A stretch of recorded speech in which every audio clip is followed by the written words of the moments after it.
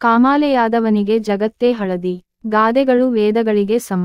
ಗಾದೆಗಳು ಹಿರಿಯರ ಅನುಭವದ ಮಾತುಗಳಾಗಿವೆ.